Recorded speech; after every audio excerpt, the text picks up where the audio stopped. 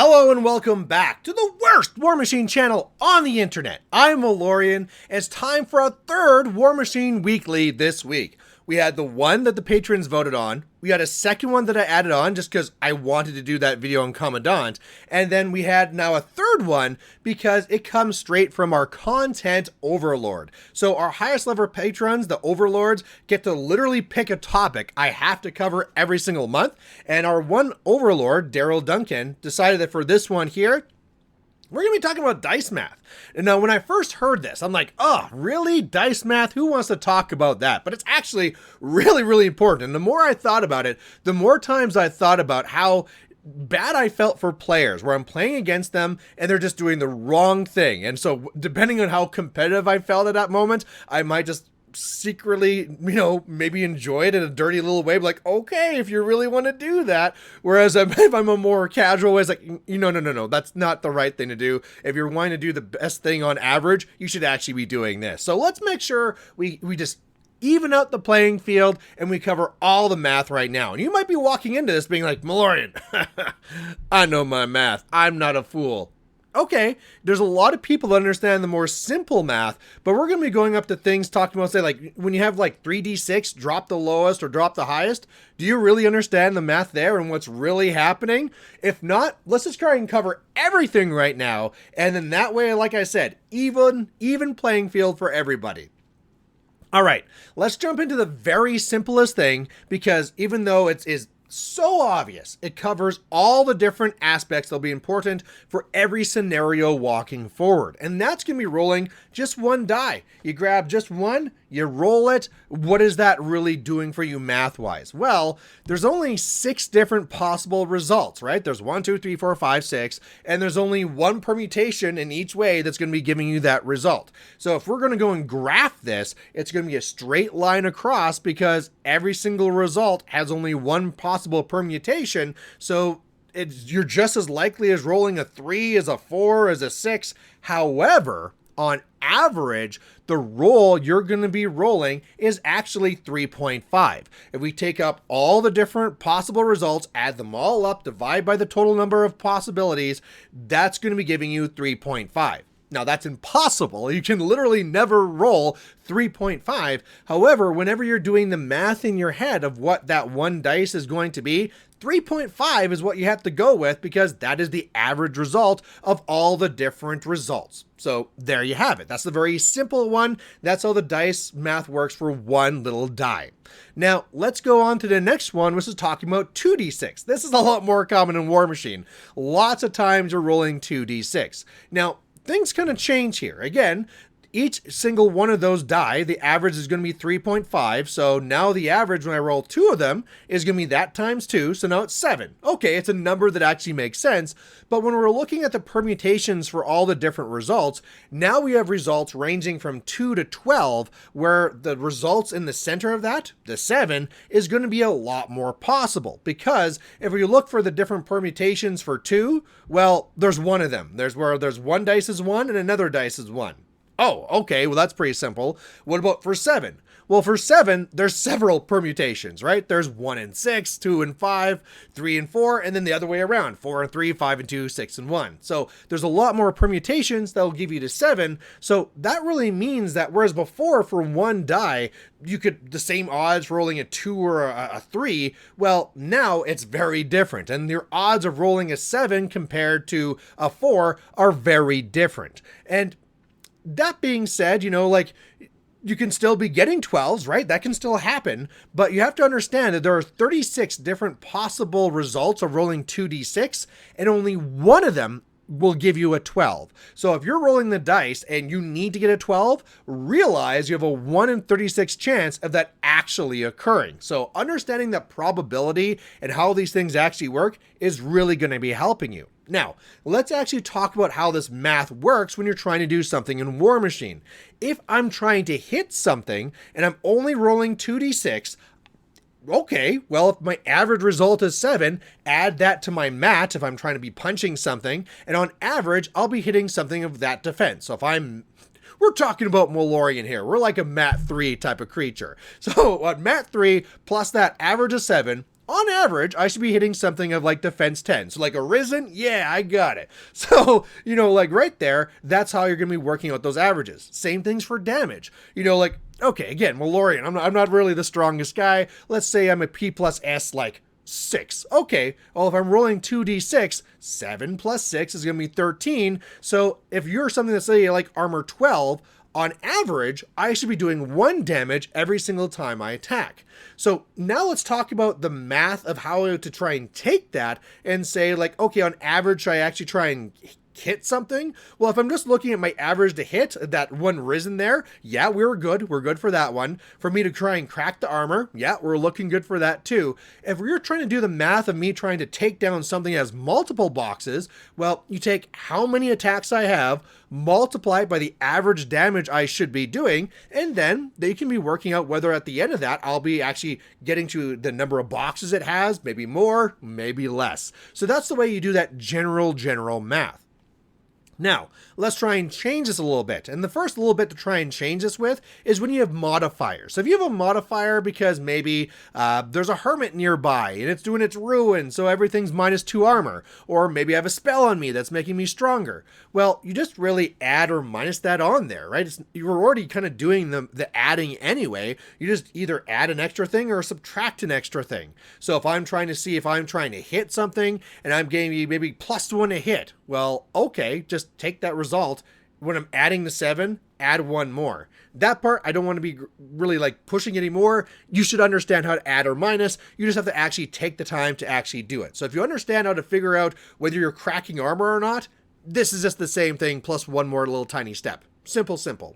Let's go to another spot, which will be talking about 3d6. So this will be happening when maybe you're a weapon master or you're boosting your damage or maybe just get this type thing. But if you're ever getting 3d6, well, what's the average now? Well, we said the average for one die was 3.5. So times that by 3 is now going to be 10.5. Again, we're at an impossible result. We can never actually get 10.5, but that's going to be the actual average. So if I'm ever going in and I'm a weapon master or I'm charging and I'm going to be getting 3d6, okay, well now instead of adding 7 to whatever I'm trying to be adding to, whether it's my mat or my P plus S, now I'm going to be adding 10.5. Otherwise, all that other stuff that I said before is going to be exactly the same here.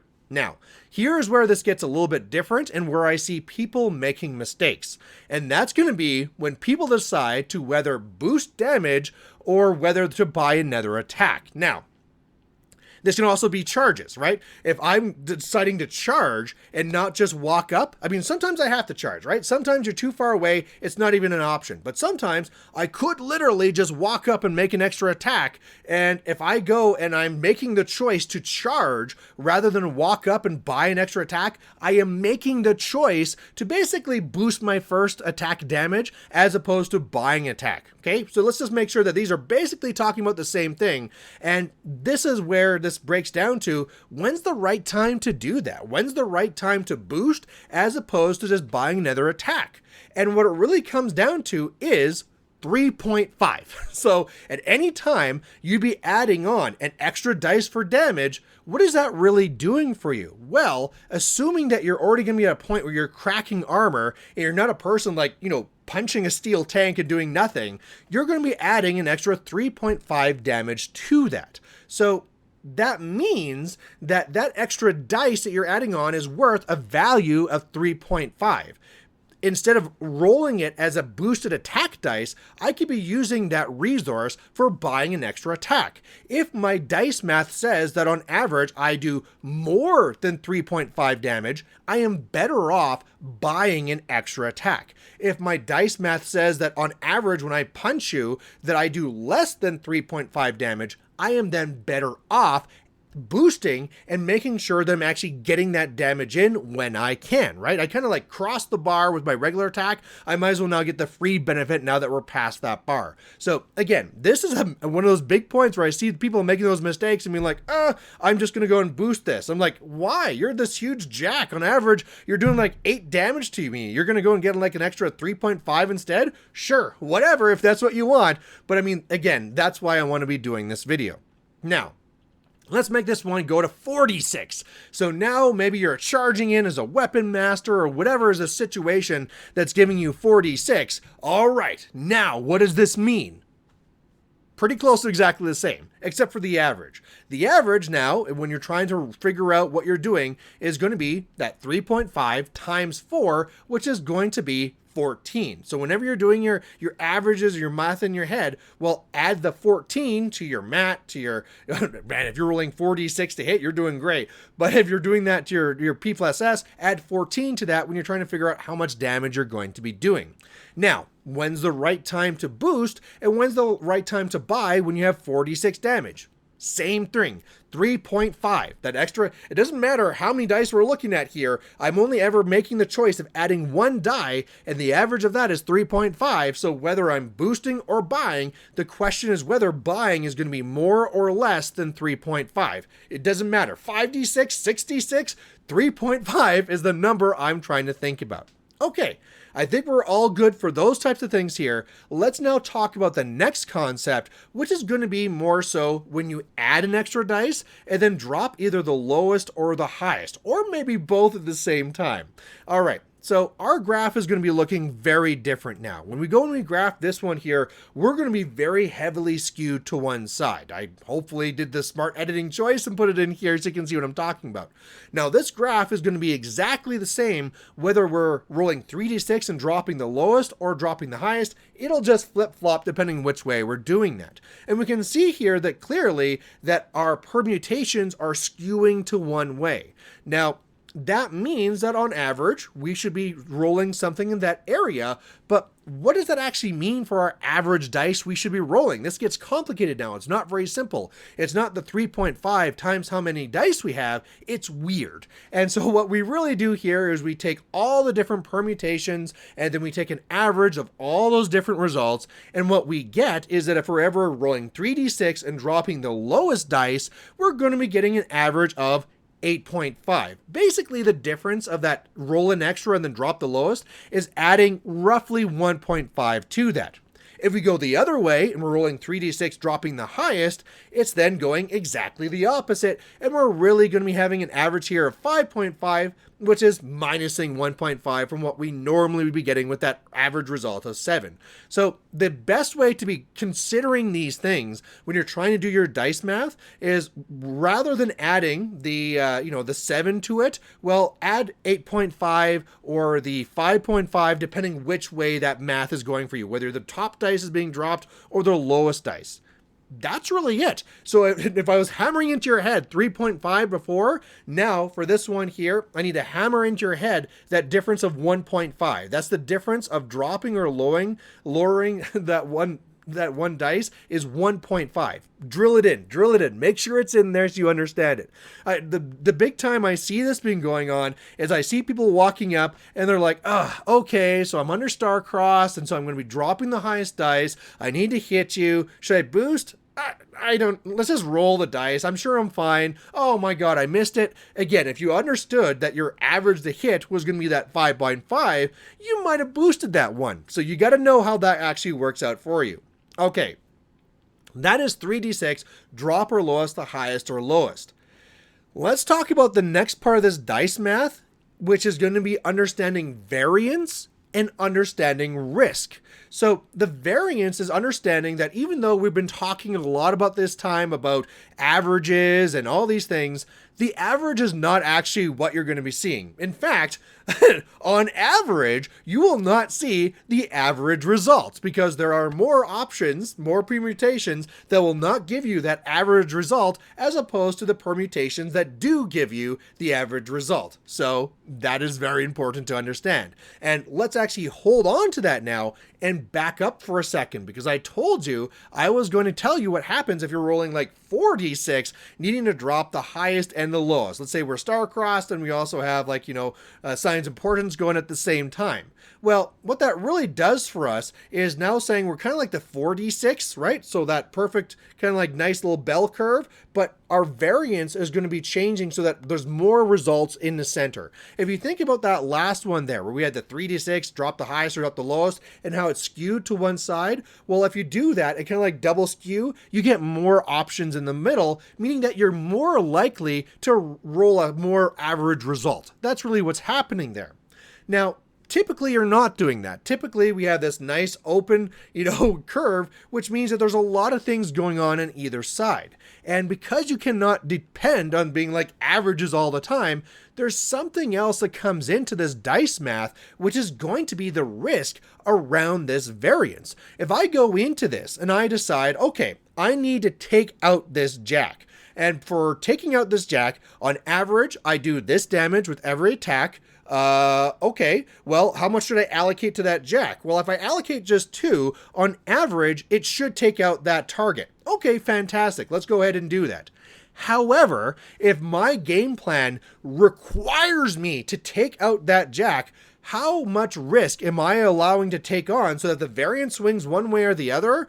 Maybe I don't take it out. And then how bad is that going to be for me? Maybe, even though the dice math says that if I go and allocate 2 to there, there's enough attacks to on average take it down. If I need it to go down, I better allocate that extra 1 onto there to make sure it goes down. There's other situations for this too. Let's say I'm charging in onto something and it has dodge. So if I miss it, it's going to dodge away 2 inches and that's it. I'm not going to kill you now.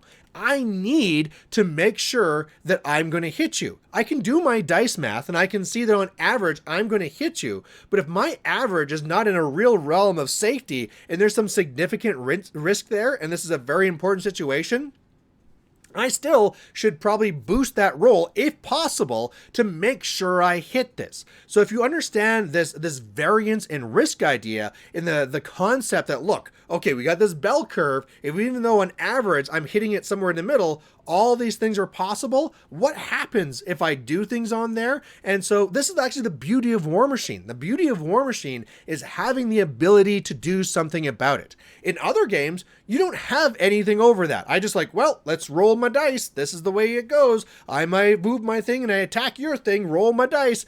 No, in Warmachine, the beauty of this game, and the part that actually makes it a very game for the tactician, is that you can look at the dice math and understand where to be allocating resources. Maybe it's the simple thing, I'm going to be making more attacks there to make sure that this thing goes down, but the idea of focus and the idea of what spells do I cast where do I allocate so I can buy extra attacks, boost damage, that is where the person that understands the math can really take away with this game and really kind of go with it. Now, the final thing that I want to talk about in this whole idea of dice math is that there's also the concept of fun, right?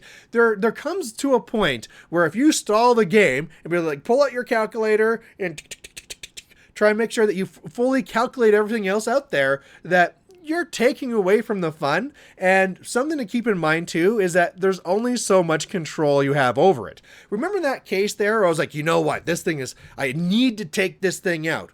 I can still boost and roll 3 1s, right? These things will happen. There's still a level of this game that is out of our control. There's a large amount of it, but crazy things happen. And sometimes it's just fun to just embrace the idea of like, let's just see what's going to happen. Let's roll those dice. Oh my God, I rolled 2 6s. Wow, that's so crazy. Oh, I came in here. I can't believe I missed all these attacks. And so sometimes you have to also understand with that there's that level of control you have, but there's also the level of control you don't have. And if you can understand the control you do have, you're going to be more effective at this game and you're going to win more games. If you understand the control you don't have, you're going to have more fun at this game. You're not going to take it personally when you roll 1s and things like that. Look, this is just math. I'm a person of science and I understand that there were odds that this would occur, and look, it occurred.